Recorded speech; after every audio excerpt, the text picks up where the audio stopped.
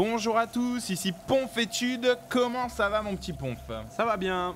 Bon alors là, on va avoir une nouvelle game entre Strelok qui va jouer Terran en bas à gauche sur Steps of War, qui va être opposé à Dark Force qui joue en haut à droite sur Steps of War toujours, puisque c'est la même map s'ils jouent ensemble, et qui va jouer Zerg. Et donc il faut savoir que c'est la finale de la Zotac Cup de dimanche dernier, dimanche 12. Et voilà, donc tranquillement, deux joueurs qui se connaissent un petit peu, mais donc ils sont tous les deux de très bon niveau.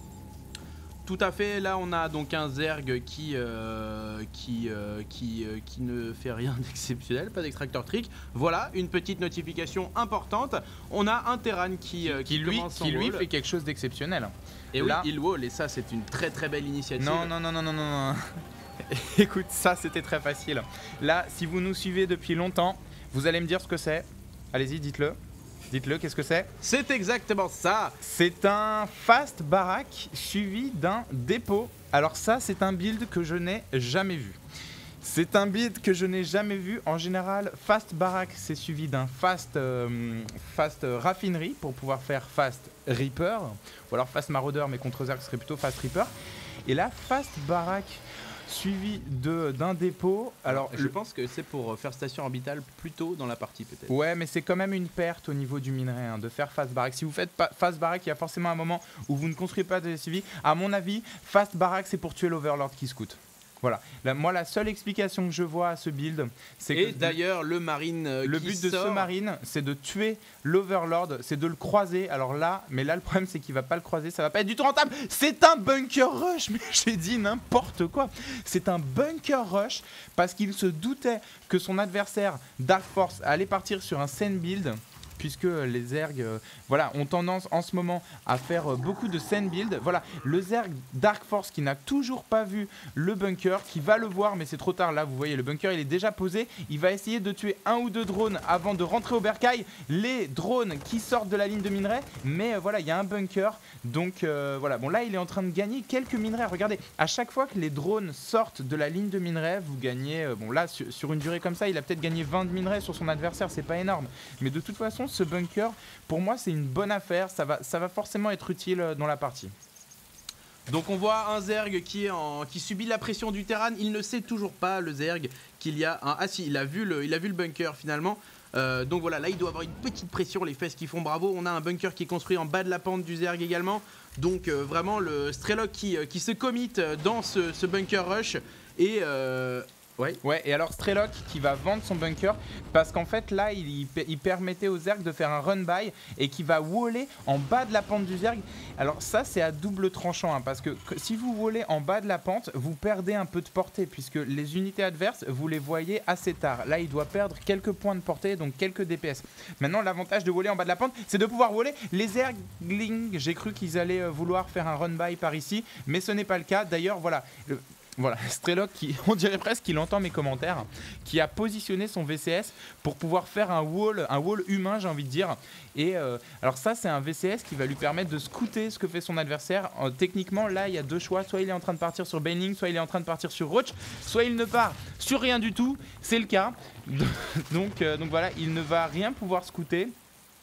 Tranquillement, Dark Force qui est en train de construire un aiguille rampant, qui est en train de faire avancer le creep et qui va lui permettre à terme d'attaquer ce bunker en bas de la pente. Mais là voilà, il est vraiment bloqué dans sa base. Strelok qui intelligemment donc Strelok qui attention. Strelok qui part sur deux usines dans sa base, donc qui anticipe le contre. Donc voilà, il sait qu'à un moment donné le Zerg viendra à bout de ce wall. Ce wall n'est pas non plus très imposant, donc il prépare le contre. Ce wall qui va pousser logiquement le Zerg à faire du Zergling et donc le contre naturel, c'est les Élions avec l'amorce infernale, l'amorce des enfers, qui va donc pouvoir contrer efficacement les Zerglings du Zerg.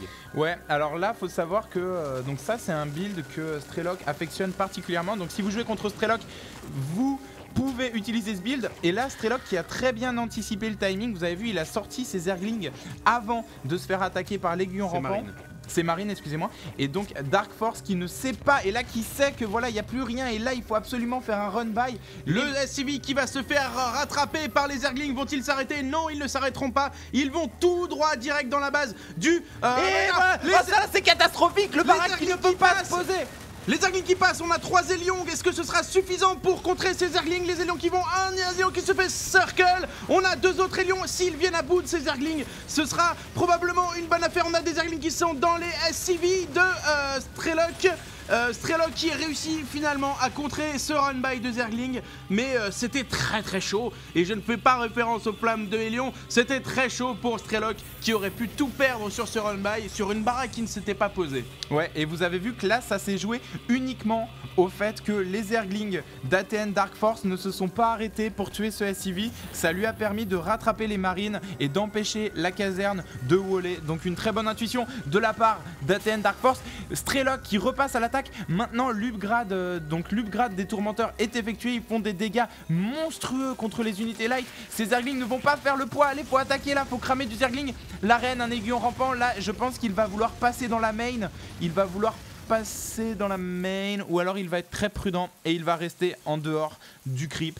C'est son choix. Pendant ce temps, on a l'impression que Strelok lit dans le jeu de son adversaire. Les Hélions qui passent à l'attaque et qui vont fumer tous les Zerglings. Tous les Zerglings qui sont partis en fumée. On n'a plus d'unités pour défendre la base du Zerg, et c'est beaucoup de drones qui vont en partir. Tous les drones qui crament, et ça c'est pas beau à voir. On a les Roach qui sont sortis au dernier moment, qui vont pouvoir repousser l'attaque du Terran, mais à quel prix, je te le demande Tude. Il n'y a plus de drones, le Zerg ne récolte plus du tout. Il est à 100 minerais, 130 par minute contre... voilà, 180 donc... contre le triple pour son adversaire. Ouais, donc voilà, et voilà, encore un drone qui tombe. Donc là, pour moi, c'était l'attaque décisive de la game. 14 collecteurs contre 29 pour le Terran. Le Terran qui, même s'il n'a pas fast expand, a un énorme avantage sur son adversaire. Et c'est ce qui justifie l'usage des Hélions améliorés en début de partie. C'est ce qui lui permet de tuer un maximum de drones. Un Thor qui va lui permettre, alors ça c'est, en fait j'ai l'impression que Strelok fait souvent des Thors en réaction à des Roach. Mais oui, on a l'impression qu'il lit dans le jeu de son adversaire.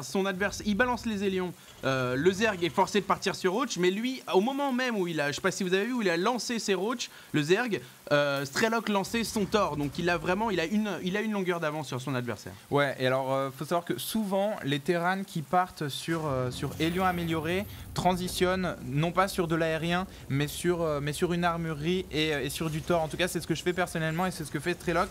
Des tanks, un Thor, là il lui manque plus que 2 ou 3 tourmenteurs ou quelques unités, quelles qu'elles soient, pour tuer les Zerglings, et ça va lui faire une armée très impressionnante. Et donc là, un bel avantage de la part de Strelok. Strelok qui le sent et qui va passer à l'attaque. À côté de ça, Dark Force qui est en train d'essayer de refaire son économie. Vous avez vu tout à l'heure, il était à 14, là en 1 minute ou peut-être un peu plus, il est passé à 29. Il est revenu au niveau économique, mais il est derrière au niveau armé. L'armée Zerg qui passe à l'attaque, les Roach qui sont améliorés en vitesse. Regardez, ils sont très rapides, mais ça leur sert à rien d'être rapide. Il y a des tanks en mode siège, il y a un Thor, ils ne vont rien pouvoir faire. Strelok qui est en train de prendre son expand.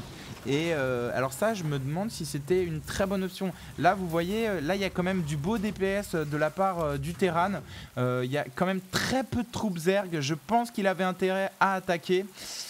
Là on voit le Zerg qui s'est quand même bien refait économiquement, c'est donc tout l'intérêt des Zerg avec les Queens qui peuvent faire tout simplement 14 drones à la fois si les larves sont bien gérées. Et il est passé devant. Alors ça c'est assez incroyable quand même. Il était loin derrière au niveau drone. Et en 3 minutes de temps, il est passé à 42 récolteurs contre 35 pour le Terran. Pourtant le Terran a expand aussi. Donc là vous pouvez voir la capacité de production des Zerg qui de toute façon est clairement supérieure à celle des autres races. Et on sent que le Terran il a manqué quelque chose là sur ce coup. Il aurait peut-être dû accentuer sa mainmise sur la partie. On a 5 Hélions qui vont naturellement se faire reboot par les Roach.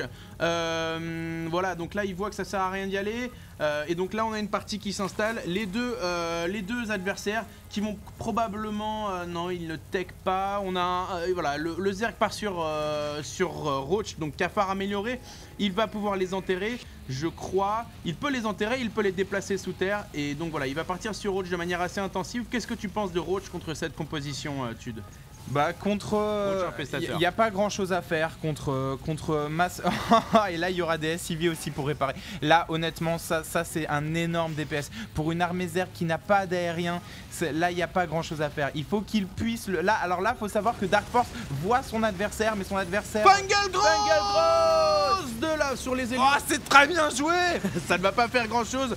Il a oh il est en terre, c'est Roach. Il les déterre tout de suite. Voilà un scan bien placé.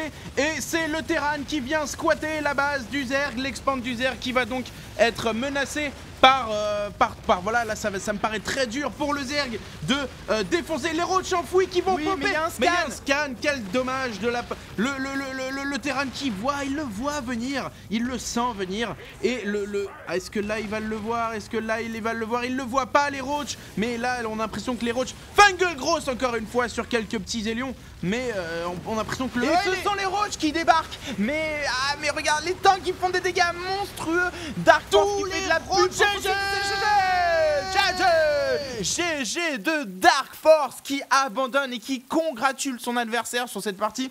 Mass Tank qui sont peut-être un peu trop puissants dans l'état actuel du jeu face à des roches notamment, ou face à une composition variée d'unités de la part des Zerg.